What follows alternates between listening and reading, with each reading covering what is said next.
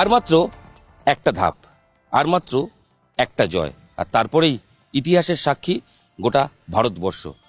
150 কোটির স্বপ্ন এখন 11 জন ভারতীয় মহিলার দিকে, যারা বিশ্বকাপ ফাইনালে নামতে চলেছে দক্ষিণ আফ্রিকার বিরুদ্ধে। এর আগে দুবার ফাইনাল খেলেছে ভারত, তবে দুবারই অধরা রয়ে গেছে স্বপ্ন। এবার কি সেই স্বপ্ন পূরণ হবে? সেমিফাইনালে যে পারফরমেন্স অস্ট্রেলিয়ার বিরুদ্ধে ভারত করেছে, তারপর প্রত্যেকেই বলছে এবার হবেই হবে।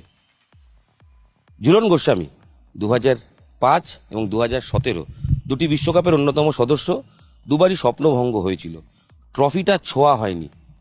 এবার মাঠের বাইরে থেকে এই দলটা নিয়ে, যে দলের বেশিরভাগ ক্রিকেটার ঝুলনদির সঙ্গে খেলা বা তার কাছ থেকে দেখা, কি বলছেন একটু জানবো। ঝুলনদি, আক্ষেপ আর একটা প্রত্যাশা, কারণ 2005, 2017 দুটোই তুমি ছিলে, কিন্তু ট্রফি জয় হয়নি। আর এবার 2025-এ এসে ট্রফি জয়ের সামনে তুমি হয়তো মাঠে নেই, কিন্তু তুমি নিশ্চয়ই বিশ্বাস করছো যে এবার ভারত পারবেই। কি মনে হচ্ছে? প্রথমে তো সবার আগে বলি যে প্রচন্ড এক্সাইটেড, যেভাবে গতকাল আমাদের টিম, আমাদের মেয়েরা যেভাবে জিতেছে, যেভাবে ডমিনেট করেছে, অ্যান্ড সব থেকে বড় কথা একটা বড় গেম, বড় রান চেস করে জিতেছে। অ্যান্ড সেখানে যেটা দরকার ছিল মেন্টাল টাফনেসটা, যেই ম্যাচ দুটো ওয়ার্ল্ড কাপের ফাইনাল কথা বললে, দুটো ফাইনালে গিয়ে আমরা পুরো টুর্নামেন্ট ভালো খেলে দুটো ফাইনালে গিয়ে আমরা চোখ হয়ে গিয়ে আনফর্চুনেটলি দুটো ফাইনাল ল্যাপটা আমরা কভার করতে পারিনি। তো এক্ষেত্রে আশা করব এবার সেটা পূরণ হোক, ভারতের মাটিতে হবে, মুম্বাইতে হবে। এই কন্ডিশনটা আমাদের মেয়েরা জানে, বোঝে। তো হোপফুলি অনেক অনেক আশা প্রত্যাশা থাকবে এই টিমটার উপরে। ঝুলন গোস্বামী প্রাক্তন ক্যাপ্টেন, অন্যতম সেরা বোলার, ওয়ার্ল্ড কাপে হায়েস্ট উইকেট টেকারও ছিল, যদিও রেকর্ডটা এবার একটু ভেঙে গেছে। আমার যেটা প্রশ্ন সেটা হচ্ছে যে প্রতিপক্ষ দক্ষিণ আফ্রিকা, প্রথমবার ফাইনাল মুখোমুখি, তারাও কোনোবার ওয়ার্ল্ড কাপ জেতেনি। তো সেক্ষেত্রে লড়াইটা কি একটু ইজি? কারণ অস্ট্রেলিয়ার মতো সবচেয়ে সর্বাধিক 7বার চ্যাম্পিয়ন দলকে 338 রেকর্ড রান চেস করে হারানোর পর টিম অনেক বেশি আত্মবিশ্বাসী। এটা কি একটু ফাইনাল ইজি মনে হয়? দেখো, ফাইনাল গেম কখনো ইজি হয় না, প্রতিপক্ষ যেই হোক না কেন তোমাকে তোমার বেস্টটা খেলতে হবে। অ্যান্ড সাউথ আফ্রিকার টিম ভেরি কনসিস্টেন্ট, লাস্ট 3টে ওয়ার্ল্ড কাপ, 2টো T20 ওয়ার্ল্ড কাপে ওরা ফাইনাল খেলেছে, এই ওয়ার্ল্ড কাপে ওরা তোমার আবার ওয়ানডেতে ফাইনালে এসছে, প্রথম এসছে ফাইনালে ওয়ানডে ফরম্যাটে। তো এদেরকে কখনোই তুমি হালকা নিতে পারো না। তারাও বিট করেছে ইংল্যান্ডকে, অ্যান্ড শেখ ম্যাচেও কিন্তু ওরা স্কোর করেছিল 300+। আর গতকালকেও অস্ট্রেলিয়া একটা মেন্টালি একটা প্লেয়ারদের কাছে একটা এক্সট্রা চাপ থাকে, যে অস্ট্রেলিয়ার মতন একটা টিম, যার এত বড় কম্বিনেশন, এত বড় একটা চ্যালেঞ্জিং টিম, যাদের প্রত্যেকটা স্লটে প্লেয়ার রেডি আছে একটা দুটো করে। তো সেই টিমকে হারাতে পারার পর তো ডেফিনেটলি আত্মবিশ্বাস তো বাড়বে, কিন্তু তার থেকেও বেশি ইম্পর্টেন্ট হলো যেটা, যে ওয়ার্ল্ড কাপের ফাইনাল ম্যাচ কিন্তু অস্ট্রেলিয়ার ম্যাচ হয়ে গেছে বলে তুমি ইজি হবে সেটা কখনো হতে পারে না। তোমাকে আবার সেই যেরকমভাবে তুমি এত টুর্নামেন্টে যেভাবে প্রিপারেশন করে এগিয়ে এসছো, সেই প্রিপারেশনটা তোমায় কন্টিনিউ রাখতে হবে। মানে রিল্যাক্স থাকার জায়গা নেই ফাইনালের মতন গেমে। জেমাইমা রড্রিগেজ একটা অসাধারণ জার্নি সে করেছে, একটা অসাধারণ সেঞ্চুরি, এবং তারপরে তার হাউ হাউ করে কান্না। একটা হয় না যে চাপা অভিমান, তার রক্তক্ষরণ, মানে অভিমানের রক্তক্ষরণ অনেক দিন ছিল, ব্লাস্ট করেছে। জেমাইমা কতটা ফ্যাক্টর, এবং অস্ট্রেলিয়ার ম্যাচে যেটা ঘটলো, 3 নম্বরে ব্যাটিং অর্ডারে আসা, গোটা টুর্নামেন্ট সেভাবে ওর জায়গা পাচ্ছিল না 3-এ, তার আগে ড্রপ হয়েছে, T20 ওয়ার্ল্ড কাপ খেলেনি। জেমাইমা রড্রিগেজ ঝুলন গোস্বামীর চোখে, কারণ তাকে উঠতে, তৈরি হতে, পরিণত হতে ঝুলন গোস্বামী দেখেছে। I think one of the quality cricketer, and টিমের মধ্যে একটা বড় ইম্পর্টেন্ট রোল প্লে করে।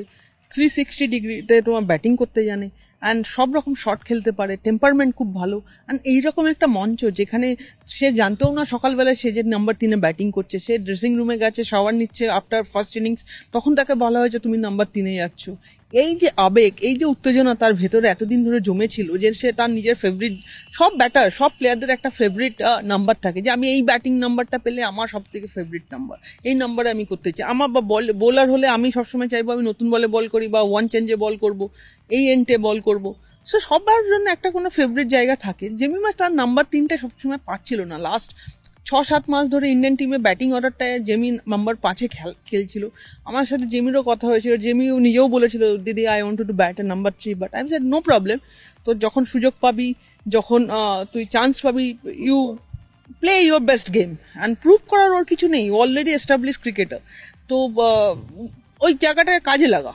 অ্যান্ড সেকেন্ডলি একটা বড় গেমে যে কাজে লাগিয়েছে সেটা দেখা যায় তার মেন্টাল স্ট্রেংথ, মেন্টাল এবিলিটি কি আছে। যে এইরকম একটা প্ল্যাটফর্ম, হোম ক্রাউড, বাবা মা ড্রেসিং মানে তোমার গ্যালারিতে বসে আছে, তাদের সামনে নিজের বেস্ট পারফর্ম করার মতন আনন্দ আর উচ্ছ্বাসিত হওয়ার মতন কিছু থাকে না। তার জন্য হয়তো এই যে পুরো ওয়ার্ল্ড কাপে এত আপস অ্যান্ড ডাউনস ও দেখেছে, সেটারই হয়তো ব্রেকডাউন হলো সেই সময়। বাট আমি এখনো বলবো জেমিকে একটা কথা, যে জেমির এখনো কাজ শেষ হয়নি, আরো বড় কাজ, বড় দায়িত্ব, বড় প্রত্যাশা রয়েছে। এখন এখান থেকে রিল্যাক্স করলে চলবে না, এখান থেকেই কিন্তু আর একটা ম্যাচ আছে, যেই ম্যাচটা আরো বড় ম্যাচ। জুলন্দি, সেঞ্চুরি এবং হাফ সেঞ্চুরি মোমেন্টে জেমাইমা ব্যাট তুলে সেলিব্রেট করেনি, কারণ ও জানতো যে লড়াইটা অনেকটা লড়তে হবে এবং আমাকে জিতে মাঠ ছাড়তে হবে। এবং ও যখন প্রেস কনফারেন্সে বলছে যে সেলিব্রেশনটা বেশি ইম্পর্টেন্ট না, জয়টা ইম্পর্টেন্ট, দেশকে জেতানোটা ইম্পর্টেন্ট, ও সেটাই করেছে। কিন্তু তারপর আবেগে বহিঃপ্রকাশ, ফাইনালের আগে আবার শান্ত হওয়া, টিম নিশ্চয়ই সেটাই করছে। জেমাইমা তোমার সম্পর্কে মানে ওর প্রতি তোমার অবজারভেশন, ওর এই মানসিক দৃঢ়তা, লড়াই করে ডেফিনেটলি মহিলা ক্রিকেট যারা খেলেন অলমোস্ট সবাইকে কিন্তু একটা শুধু মাঠের লড়াই নয়, অনেক লড়াই লড়ে আসতে হয়েছে, নিশ্চয়ই তোমাদেরও লড়তে হয়েছে, তোমার সেই গল্পগুলো আজকে নিশ্চয়ই মনে পড়বে। ওর ওই লড়াইটা কি দেখেছো, ওর মধ্যে কি স্পার্ক দেখেছো?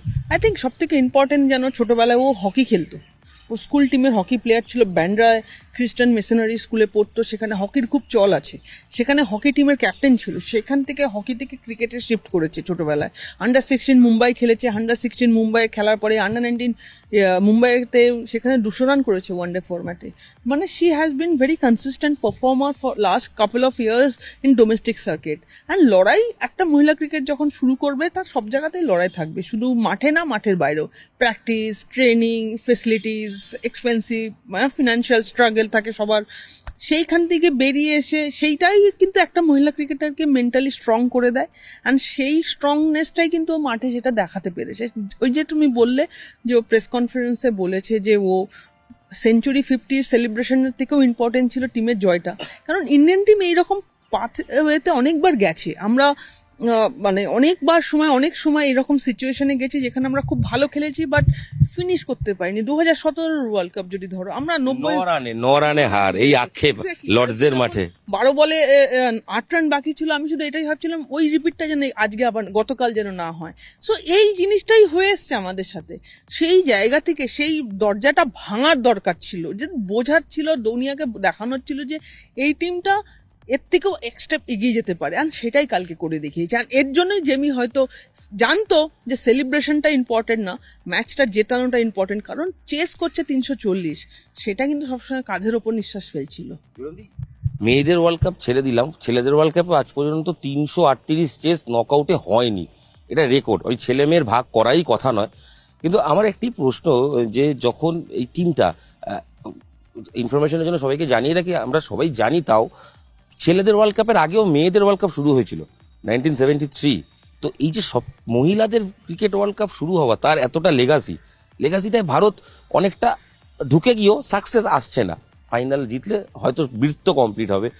তাও তোমাকে যেটা জানার সেটা হচ্ছে যে আগে তোমরা যখন খেলতে, এখন টিমের কতটা চেঞ্জ, কারণ অস্ট্রেলিয়ার সঙ্গে অনেক গ্যাপ কমে গেছে, পরিসংখ্যান হয়তো ওদের বেটার, কিন্তু এই যে চোখে চোখ রেখে লড়াই, অস্ট্রেলিয়াকে হারানো, এবং আমরাও পারবো হারাতে, 331 করে হয়তো হেরেছি গ্রুপের ম্যাচে, কিন্তু 331 করেছি। এই যে চেঞ্জটা কিরকম দেখো?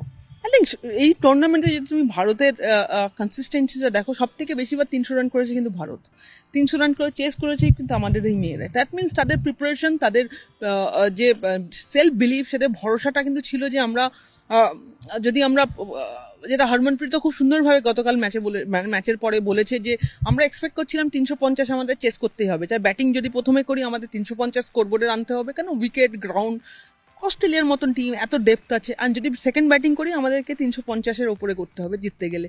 ঠিক সেই জিনিসটাই হয়েছে। অ্যান্ড এটার জন্যই হলো প্রিপারেশন, মেন্টাল টাফনেস। অ্যান্ড সেই জায়গা থেকে, অ্যান্ড মহিলা ক্রিকেটের দেখো যেভাবে শুরু হয়েছিল, সেই লড়াই, সেই হিস্ট্রিটা অন্য।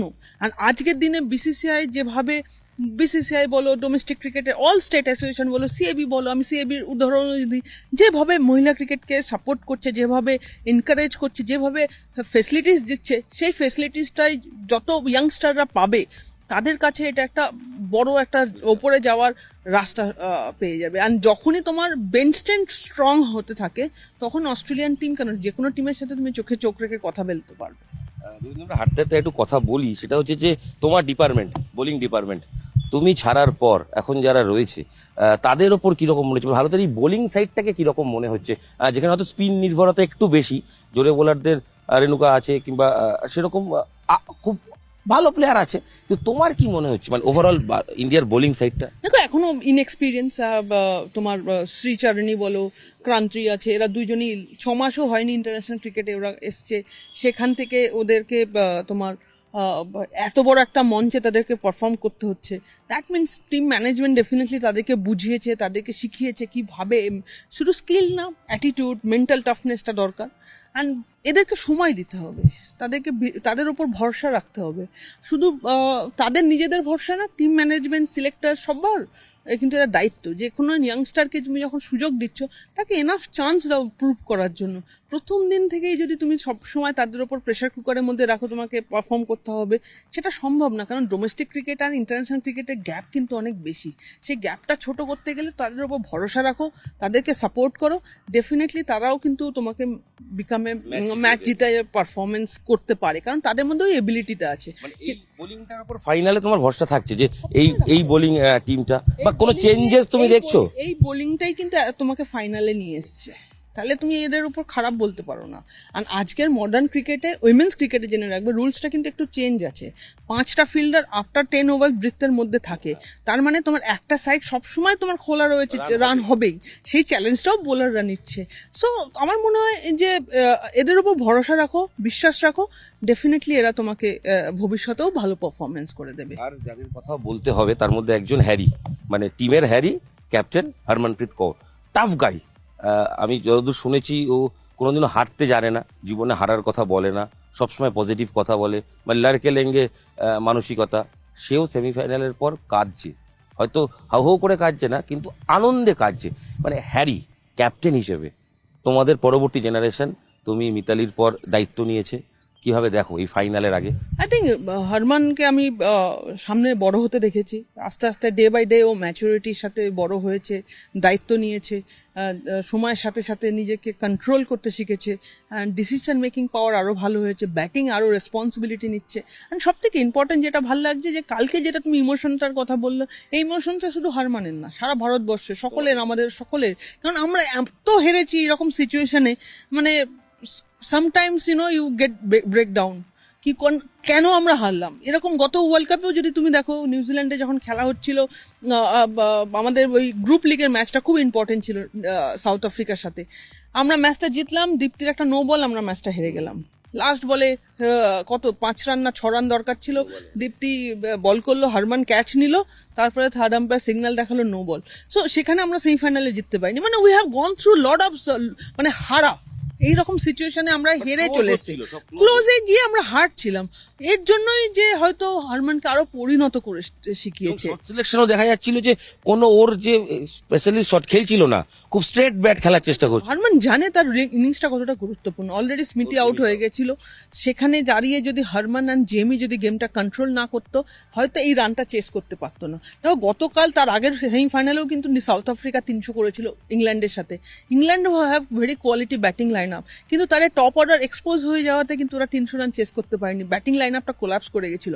সেইটাও কিন্তু হারমানের মাথায় প্লে করছিল যে তার থাকাটা উইকেটে কতটা দরকার। সে যদি উইকেটে থাকে, জেমি যে ছন্দে ব্যাটিং করছে, ওভারে তুমি 6 রান দরকার, 6 6.5 যদি করো অ্যান্ড একটা ওয়ার্ড বাউন্ডারি পাবে, eventually is become 7.5 and 8 runs তুমি পাচ্ছই। অ্যান্ড ওই মাঠে ভালো উইকেট, একটা সাইড সবসময় তোমার ওপেন আছে, তো দুই সবকিছু নিয়ে সেক্ষেত্রে তোমার জাস্ট কাজ ছিল থ্রু দ্য লাইন নিজেকে ব্যাক করা, নিজের স্কিলকে ব্যাক করা, নিজের ইনস্টিংক্টকে ব্যাক করা, আর সেটাই শারমান করেছে। এটা তো গেল সেমিফাইনাল। ফাইনালের আগে শেফালিকে নিতে হয়েছে, কিছু করার নেই, কারণ প্রতিকা ইনজুরিতে রুল আউট হয়ে গেছে।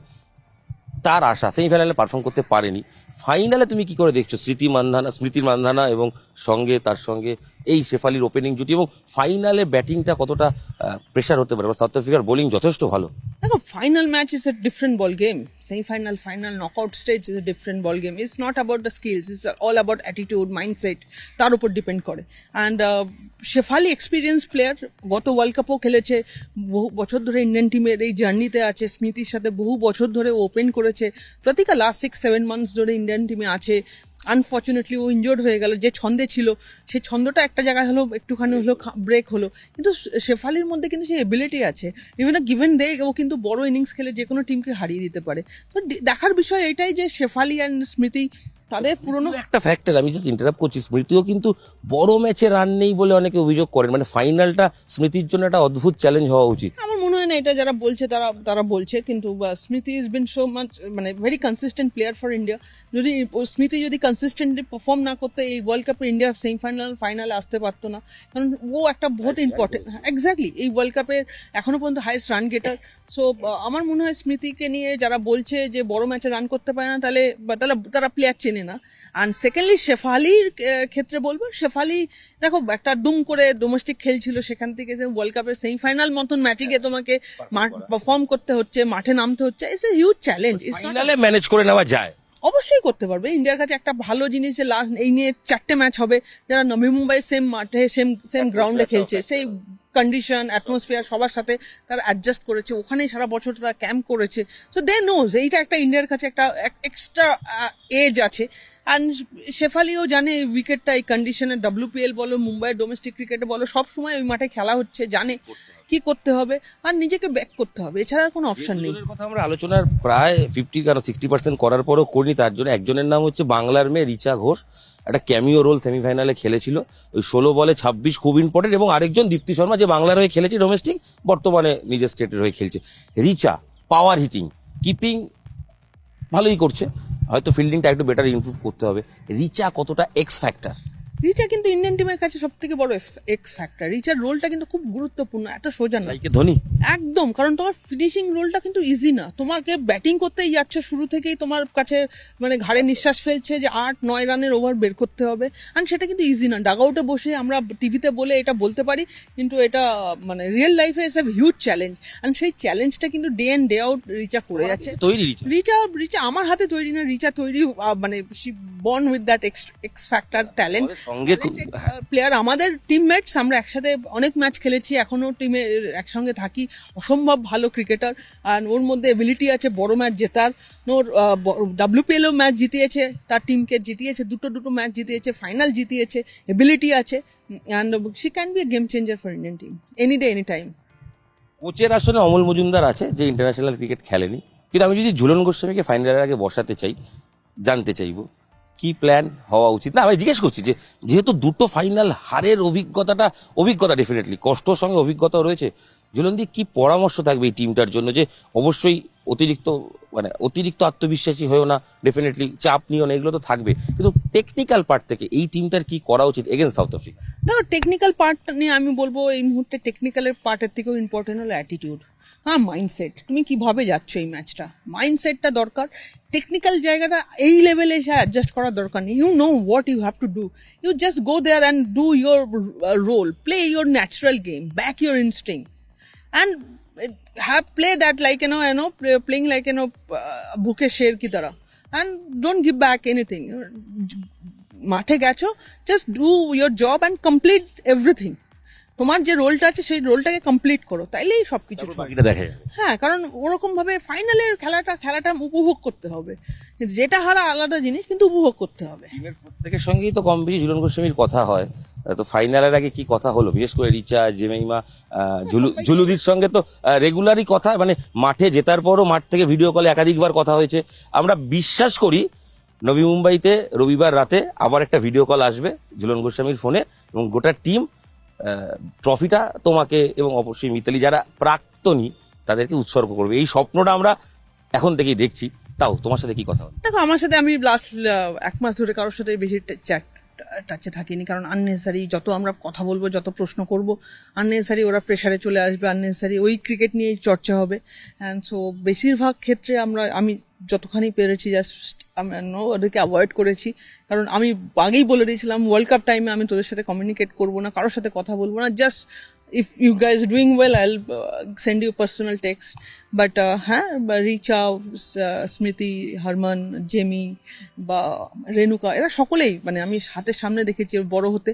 অ্যান্ড রিচা, স্মৃতি, হারমান, জেমি এরা আরো স্পেশাল, দীপ্তি এরা আরো স্পেশাল, কারণ এরা আরো ক্লোজলি আমার সাথে অনেক সময় কাটিয়েছে। সো বেশি কথা না, এখন জাস্ট ওয়ার্ল্ড কাপ, যা গল্প হবে, যা আড্ডা হবে, সব ওয়ার্ল্ড কাপের পরে। একদম। চিলন্দি, মহিলা ক্রিকেটের যে উঠে আসার গল্পটা, আমি একদম রাউন্ড আপে এসে অনেকটা লড়াই লড়তে হয়েছে তো মহিলা ক্রিকেট নিয়ে, প্রচুর লড়াই লড়তে হয়েছে।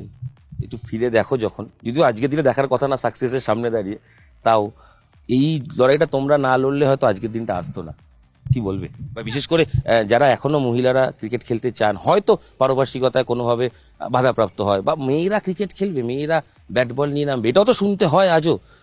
কি বলবে সবই? আমার মনে হয় না এখন এসব নিয়ে কথা বলার দরকার আছে। Just enjoy this moment, because খুব কম আমরা এরকম অকেশন পাই যেখানে উইমেন্স ক্রিকেটকে আমরা সেলিব্রেট করতে পারি। আজ আমার মনে হয় এই মুহূর্তে সমগ্র ভারতবাসীর উচিত উইমেন্স ক্রিকেটকে সেলিব্রেট করা। যদি আমরা এই মুহূর্তটাকে যদি সমগ্র ভারতবাসী যদি সেলিব্রেট করতে পারি, ডেফিনেটলি আমাদের যে শুভেচ্ছা বার্তা তার প্রত্যেক মুহূর্তে টিমের জন্য কাজে লাগবে। আর লড়াই উত্তরায় তো থাকবেই। একটা আজকে যে কাজ করেছে, 10 বছর আগে যে কাজ করেছে, 20 বছর 50 বছর আগে যারা কাজ করেছে, আর আজকের দিনের মধ্যে অনেক পার্থক্য। সো সময়কে সময়, যাকে তোমার সবসময় দাম দিতে হবে। অ্যান্ড যেভাবে উইমেন্স ক্রিকেটের উত্থান যেভাবে এগিয়ে যাচ্ছে, আমার মনে হয় এটাই হলো এই মুহূর্তে সবথেকে বড় সেলিব্রেশনের জায়গা। শেষ প্রশ্ন, দলের উদ্দেশ্যে ঝুলন গোস্বামীর এক্সক্লুসিভ বার্তাটা যেটা থাকবে, যে দলকে ঝুলন গোস্বামী বলবে বা বলছে। এটাই বলবো আমার টিমমেটসদের, আমার প্লেয়ারদেরকে, যে অনেক অনেক শুভেচ্ছা, অভিনন্দন। তোমরা তোমাদের জাস্ট মোমেন্টটাকে এনজয় করো, and just believe in your self and enjoy that moment. আমরা যেটা হয়নি সেটা তোমরা করে। না, এসব কথা বলা দরকার নেই। ওরা জিতলেও আমাদের হিরো থাকবে, ওরা যদি নাও জিততে পারে তাহলেও তো আরো গ্লোরি হবে। জিতলেও আমাদের হিরো। খেলায় তো হার জিত থাকতেই পারে, জিতলেও আমাদের হিরো, হারলেও আমাদের হিরো। সো এই নিয়ে আর কোনো ডাউট নেই। Just go there, enjoy this moment. একটা প্রশ্ন না করলেই নয়, লর্ডসের ওই ফাইনালটা, বিশেষ করে আমি সেকেন্ড ফাইনালটা, মানে যেটা তুমি আউট হয়ে ফিরে আসছিলে, মনে হচ্ছিল যে হলো না, এবার কি মনে হচ্ছে হবেই? অবশ্যই আমরা যেটা করতে পারিনি 2017-তে, এইবার মনে হচ্ছে সেই আত্মবিশ্বাসটা আছে, সেই ভরসাটা আছে। অ্যান্ড এই সিচুয়েশনটা আমাদের কাছে আরো ফেভারেবল। অ্যান্ড এত সমগ্র ভারতবাসী যখন 100 কোটির ওপরে মানুষ যখন একসঙ্গে ইন্ডিয়া ইন্ডিয়া বলে চেয়ার করবে, ডেফিনেটলি সেই মুহূর্তটা তো ইন্ডিয়া আসবে। দেখা যাক, সেটা জানাবো ওখানে। মেয়েদের বিশ্বকাপ ফাইনালের আগে নিউজ 18 বাংলায় এক্সক্লুসিভ প্রাক্তন ভারত অধিনায়ক ঝুলন গোস্বামী। 2005, 2017 দুটি বিশ্বকাপ ফাইনালে ঝুলন গোস্বামী খেললেও সেবার স্বপ্ন পূরণ হয়নি। তবে এবার ঝুলন গোস্বামী বিশ্বাস করেন মুম্বাইয়ে স্বপ্ন পূরণ হবেই। রবিবার রাতে ভারত আবার জগৎ সভায় শ্রেষ্ঠ আসন নেবে এবং সেটা করে দেখাবেন জেমাইমা থেকে রিচা। প্রত্যেকেই ভারতীয় দল নিয়ে আত্মবিশ্বাসী ঝুলন এবং ভারতীয় ক্রিকেট নিয়ে অকপট আড্ডা দিয়ে স্পষ্ট করে দিলেন এবারের বিশ্বাস, এবার ভারত সেরা হবেই, বিশ্ব চ্যাম্পিয়ন হবে ভারত, সময়ের শুধু অপেক্ষা। ক্যামেরা সুব্রত জানার সাথে ইরণ রায় বর্মন, নিউজ 18 বাংলা।